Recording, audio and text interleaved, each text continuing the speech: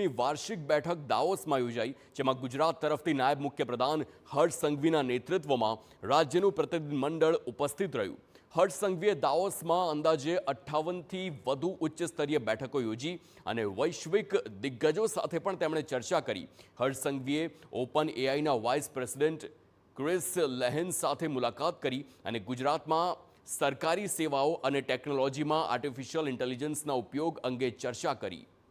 તો હર્ષ સંઘવીએ ટેલિમેન ગ્લોબલના કો પ્રેસિડેન્ટ સચિત આહુજા સાથે પણ મહત્વની બેઠક યોજી. આ કંપની ગુજરાતના ધોલેરામાં અત્યાધુનિક અને હાઇપર સ્કેલ ડેટા સેન્ટર સ્થાપવા માટે ઉત્સુકતા દર્શાવી છે. હર્ષ સંઘવીએ ટેલમેન ગ્લોબલના કેઇન્સ સેમિકોન જેવી કંપનીઓ સાથે ધોલેરા સ્માર્ટ સિટીમાં હાઇપર સ્કેલ ડેટા સેન્ટર અને સેમિકન્ડક્ટર પ્લાન્ટ સ્થાપવા અંગે મંત્રણા કરી છે.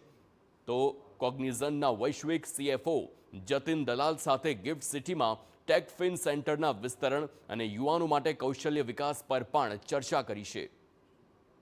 હર્ષ સંઘવીએ વૈશ્વિક રોકાણકારો સમક્ષ મજબૂત રજૂઆત કરી કે ડેટા પાર્ક્સ અને એડવાન્સ્ડ મેન્યુફેક્ચરિંગ માટે ધોલેરા સ્માર્ટ સિટી વિશ્વનું સર્વોત્તમ સ્થળ છે કે જ્યાં ફિનટેક કંપનીઓ માટે ગિફ્ટ સિટી એક પ્રીમિયર ગ્લોબલ હબ તરીકે ઉભરી આવ્યું છે. તેમણે સ્પષ્ટ કર્યું કે ગુજરાત માત્ર MOUના આંકડાઓ પાછળ નથી દોડતું, પરંતુ ગુણવત્તાયુક્ત રોકાણ અને રોજગારી લાવવા પર ધ્યાન કેન્દ્રિત કરે છે. તેમણે જણાવ્યું કે ગુજરાતની નીતિ આધારિત શાસન પદ્ધતિ રોકાણકારો માટે સૌથી વધુ વિશ્વસનીય છે.